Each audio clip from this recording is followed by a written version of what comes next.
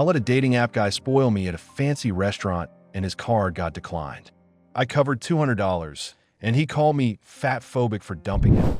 I, 38 female, met a guy, 44 male, on a dating app a few months ago. Physically, he wasn't really my type. He's a bigger guy, pretty overweight, but he seemed nice and respectful, so I gave a chance. He opened with a message that didn't make my eyes roll, which already puts him in the top 10% of that hellscape. No, hey sexy, no WID, no gym mirror selfies with the captions about hustle. He wrote about a podcast we both liked, asked a follow-up question, spelled everything correctly, and didn't immediately ask for my number. I could practically hear the angels singing. We traded banter for a few days. He made a joke about being a human lava lamp because he runs hot, which made me laugh. I told him I was an anxious person in recovery from choosing chaos, which made him laugh. Okay, fine, we meet. First date was a coffee place that smells like roasted everything and looks like someone's plant-obsessed aunt's living room. He was early. That impressed me. He stood up when I walked in, waved, and he had this earnest, hope you're not a serial killer grin. Bigger guy, yes. Thick neck, round middle, the kind of build that says office job meets midnight snacks. Dressed like he tried, clean button down, dark jeans, cologne that wasn't Axe. He was nervous, shaky for the first few minutes. He talked with his hands, big circles, like he was drawing his sentences in the air. He told me about his job, IT management, and the way he said my team had some pride in it.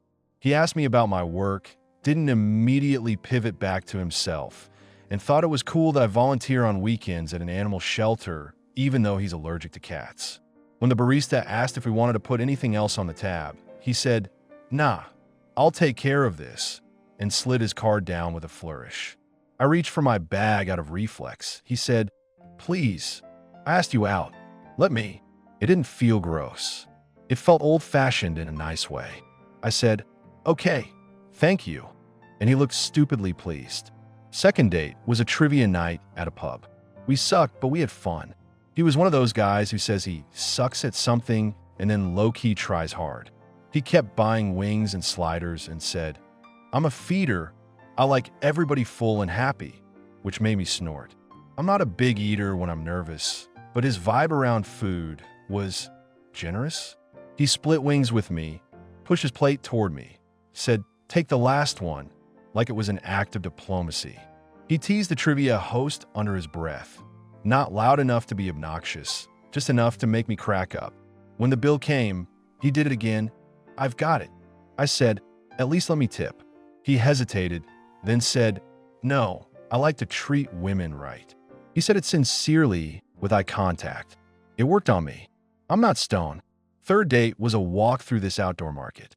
We sampled dumb things. Micro-batch jerky, homemade soaps, cold brew out of a tap. He bought me a jar of ridiculously overpriced honey because you made a cute face when you tasted it. He was tactile in this gentle way, hand at the small of my back when crowds pressed, brushing a crumb off my sweater. We kissed a little in his car after, the kind of warm, slow kiss that says, yes, this can be something. He was a good kisser. Even his stubble felt comfortable, like a blanket with a secret. I remember thinking, okay, not my usual type, but my usual type is a dumpster fire. Try something different, you idiot. Between dates, we texted a lot. He was consistent. Good morning texts that weren't suffocating. Memes that weren't cringe. He called me kiddo once, which I told him I hated, and he said, "Noted," and never did it again. He joked about the patriarchy when he insisted on paying, which made it feel less like a statement and more like a preference. I told my friend Jess about him. She said, "We like generous. We do not like controlling. Keep an eye." She's the kind of friend who can smell a red flag at 100 yards. I shrugged. He's fine. Better than fine. He's trying. On the fourth date, he wanted to spoil me. That's what he texted. "I want to spoil you a little." I said, "I don't need fancy." He replied, "I know you don't. That's why I want to." He sent me the restaurant link. Fancy, fancy. White tablecloths, waiters in suits, the kind of place that has a philosophy on their website. I laughed. "You sure?" He said, "I got you. Don't argue with me on this." That sentence twitched something in me. Don't argue. But I wrote it off as play flirty. He added a winky face. It was fine. I wore a black dress that makes me feel like I might actually be hot and not just nice looking in good lighting. I took 2 long curl in my hair and ended up swearing at myself in the mirror. I picked him up because parking near the restaurant is a nightmare and my apartment's on the way. He came down with a little bouquet from the grocery store and said, "It's cliché. I'm cliché." I tucked my nose into the flowers and said, "Shut up. It's cute." He looked relieved. The restaurant was one of those places where they put the napkin in your lap for you, which always makes me feel like a toddler. The host said his last name with a tiny bow, like we were famous. He'd made the reservation early, and it was a nice table, kind of tucked away but still in the action. He squeezed my hand across the table and said, "I'm really glad you're here," and I believed him. He ordered like a man who'd studied. I usually read half the menu and panic pick. He was decisive. "We'll start with the oysters," he told the waiter, "and the burrata, and maybe the crab toast." He looked at me. "You're okay with crab, right?" I nodded, and he went on, "And we'll do a bottle of the—" He named a wine I didn't recognize. The waiter nodded like we'd passed a test. The entire thing had this energy of him wanting to stage manage the evening, but it didn't feel gross yet. It felt like someone enthusiastic about feeding someone they liked. He made jokes about the descriptions, notes of sea breeze and regret. We laughed. It was good. He ate like he said, full and happy. He demolished oysters with this almost sensual gusto. He closed his eyes on the first bite of burrata. He kept pushing plates my way. "You have to try this." "No, you have to."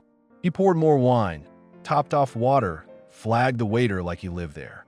When I said I was getting full, he said, "We're not done," and grinned. It had an edge, not sharp enough to cut, but enough to notice. When they brought the specials, he went nuclear.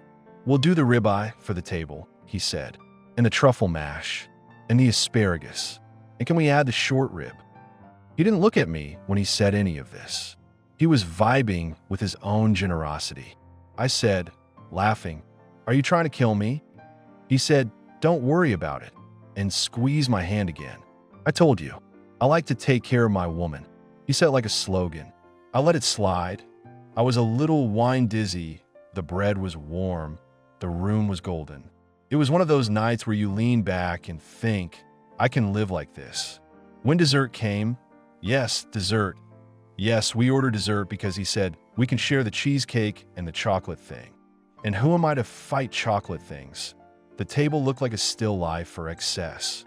Plates with just bites left, the rim of the wine bottle gleaming, a smear of sauce on the tablecloth. He sat back with this satisfied air, like he'd hosted a banquet for 100 and nobody died. He looked at me like he'd accomplished something.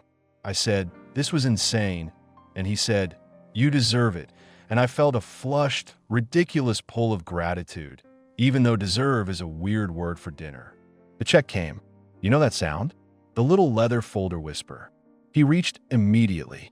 I got it, he said, as if anyone had challenged him.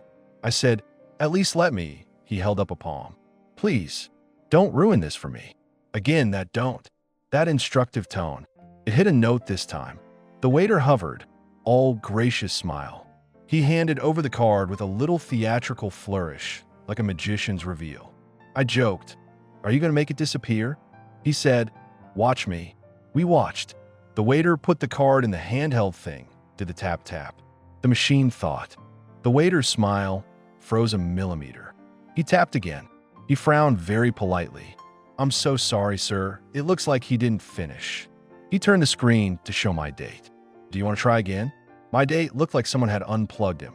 He reached for the card like maybe he could coax it into behaving by holding it differently. That can't be right, he said, too bright. Try again. The waiter did. Same screen. Declined. Something in the air shifted. You could feel the nearest two tables become very interested in their bread. My cheeks went hot, which is stupid because it's not my card. My date's smile started to look like teeth. It's your machine, he said. Not loud, but edged. It's your machine. It does this sometimes. Tap again. The waiter said, we could try to swipe. He looked at the card reader like it had offended him personally. The manager, who had been in the corner doing manager things, turned his head like a meerkat and started drifting our way. My date said, "Firmer, run again." They ran it again, declined, and again, declined. The manager arrived, all soothing cadence. "How are we this evening?" My date turned to him like he'd been waiting to talk to an adult. "Your system's down," he said, like he'd diagnosed a disease. "I've got money in this account. This is on you." The manager did the manager tilt and said, "We're not seeing issues elsewhere, but we can call the bank for you, or try another method." Another method. My date blinked. "No, you machines always had issues. We were here a few months ago. He hadn't been, or at least not with me." The manager smiled a tiny bit tighter. "We could try the card again. We can split the payment. We can also accept cash." My date's jaw worked. He looked at me, then away quickly, like he didn't want to include me in the frame. He pulled another card from his wallet with a little too much force. "Try this one." The waiter took it. Same show, same failure.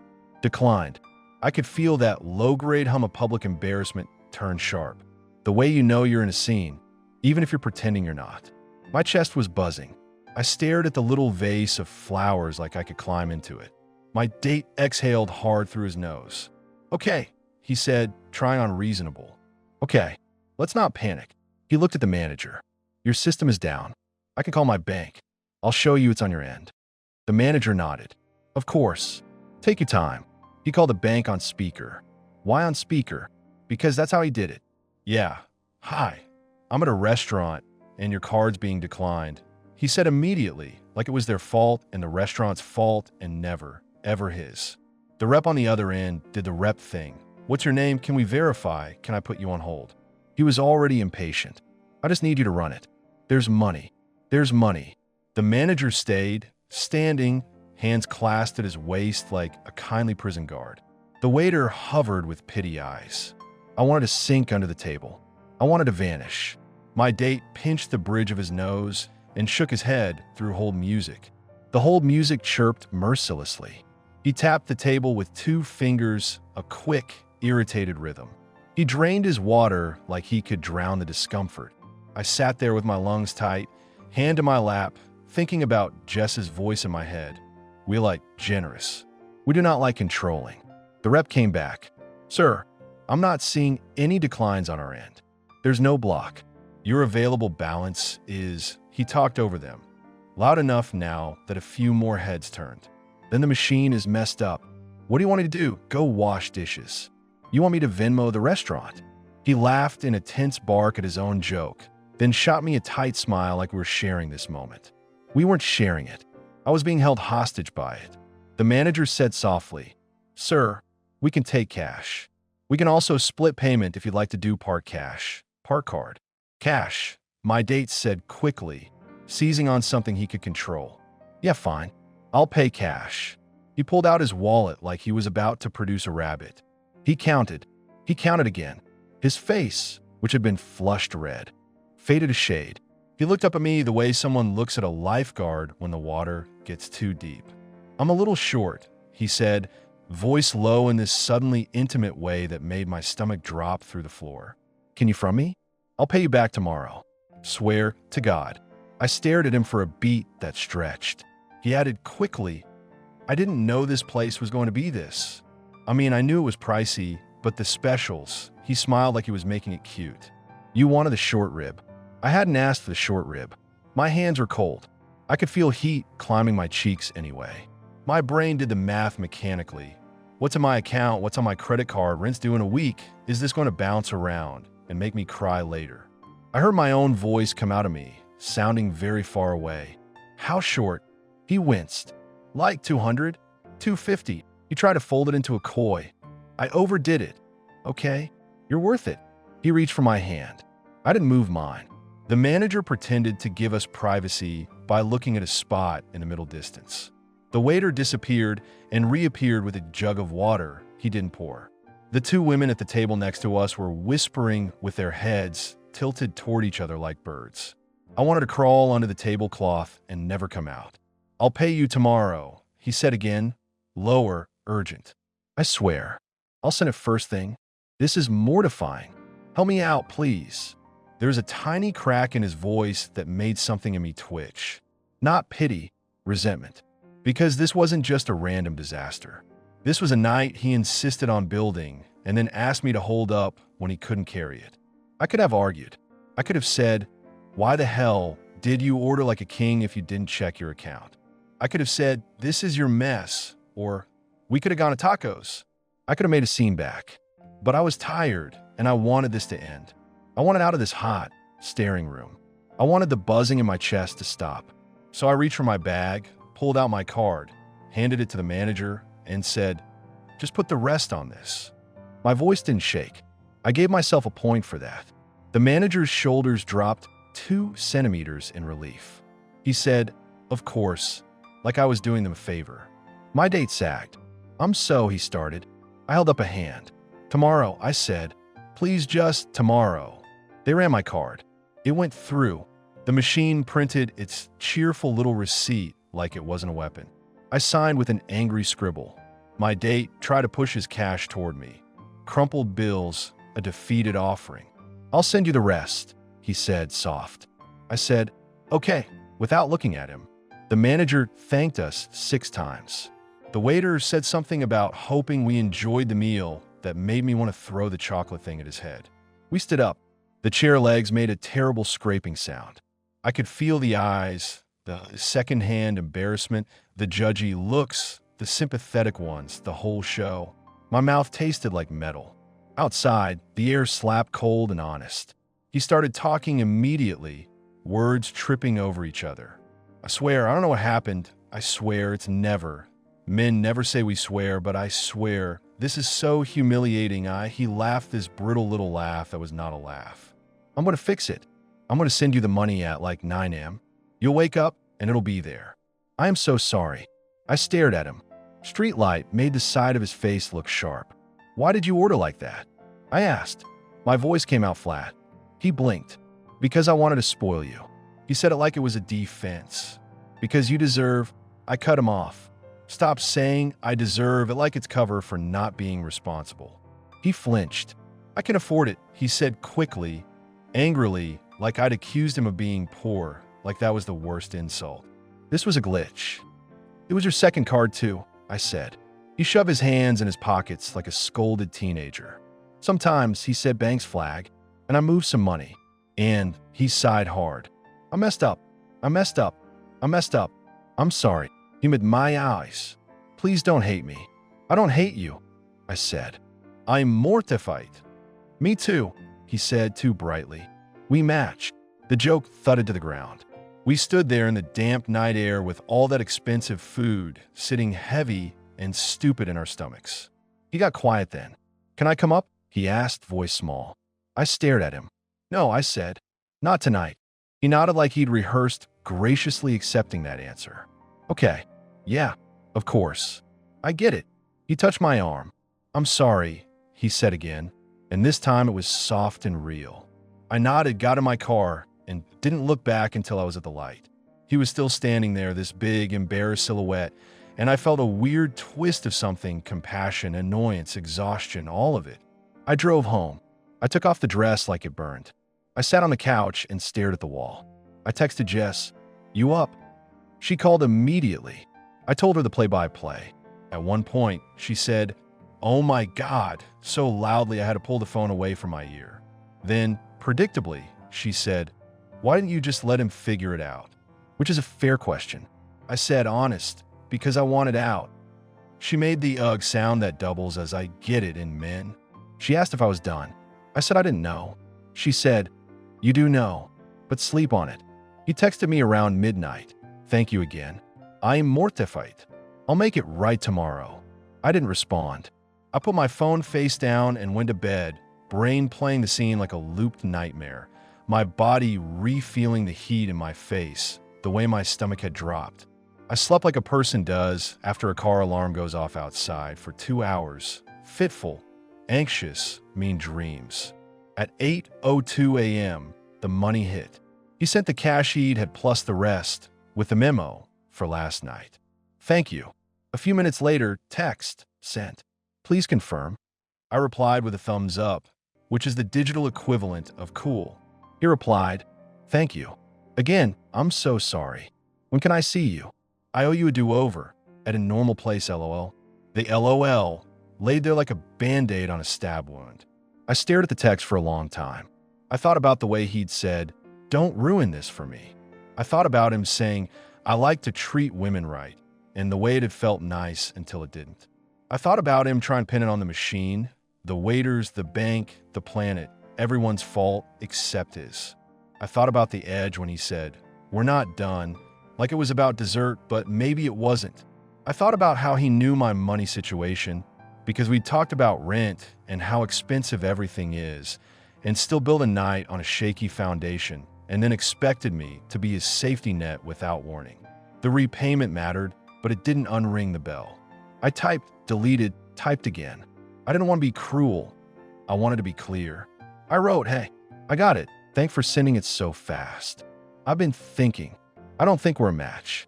Last night made me really uncomfortable. I know you didn't mean for it to go that way, but the way it played out, the way you handled it, it's not for me. I wish you the best." I sent it. I put my phone down next to the coffee maker and stood there listening to it sputter and hiss like it was performing a ceremony. When I picked the phone up again, there were 3 dots. Then the message.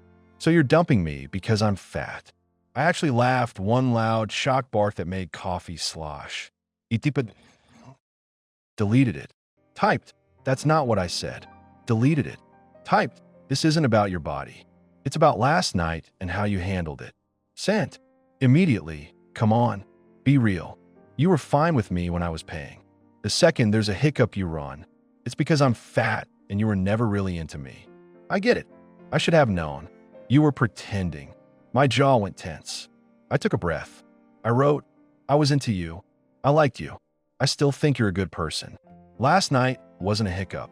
It was a big deal to me. You insisted on taking me somewhere expensive, ordered a ton without checking with me. And then when your car got declined, you blamed everyone and asked me to cover. You're lucky I could. It's not about your weight. Don't put that on me." He replied, "You're acting like I'm some freeloader. I paid you back immediately. Literally first thing. What else do you want? I made a mistake." The all caps made my neck itch.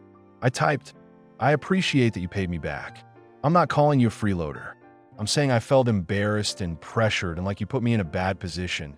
And when I said I didn't want to continue, you made it about my supposed fat phobia. That's not fair." He wrote, "Women like you use guys like me for free meals all the time. Don't lie. That one stung in a different way. Women like you." I thought about all the times I've paid my own way, insisted even when it made a guy huffy. I thought about how I had offered to split multiple times and been told no. I thought about how I had not asked for this restaurant, these plates, this spectacle. I typed, "You refused to let me split the bill on every date. You told me not to ruin it for you by trying to pay. Don't accuse me of using you when I kept offering to pay my way." Sent. Long pause. Those 3 dots again. Then, "So that's it? You're done." I stared at the screen, felt that weird sadness that comes when a nice thing curdles. "Yes," I wrote. "That's it. I'm sorry it ended like this. I hope you find someone who appreciates what you offer. I'm not her." He tried to guilt me a few more times. Voice notes sighed into my inbox, heavy with wounded pride. "I thought you were different. I was going to delete the apps. I opened up to you. I'll let them sit." He finally texted, "I hope your next skinny gym bro pays for your dinner. Princess." I blocked him. Later, when I told Jess the full text exchange, she said, "There it is." "There what is?" "The script," she said.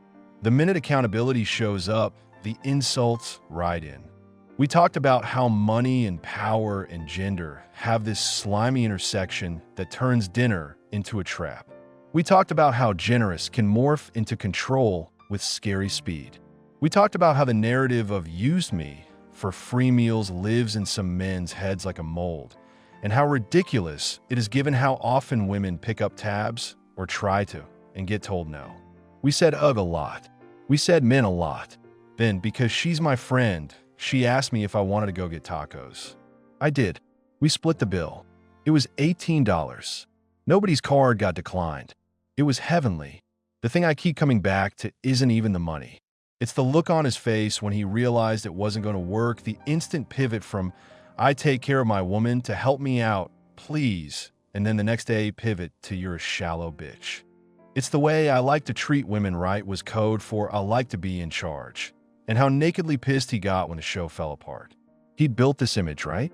Host, provider, magnanimous guy who knows his ribeye from his short rib, who orders the right wine and tips well and makes the room shine. And I believe it for a minute because it felt nice to be handled in that particular way. But it was a show, and when the set wobbled, he grabbed for anything to keep the illusion up, blamed the machine, the waiter, the bank. And when that didn't work, he grabbed me. There was this split second at the table, while he was on hold with the bank, and I was staring at the flowers, where I imagined saying no.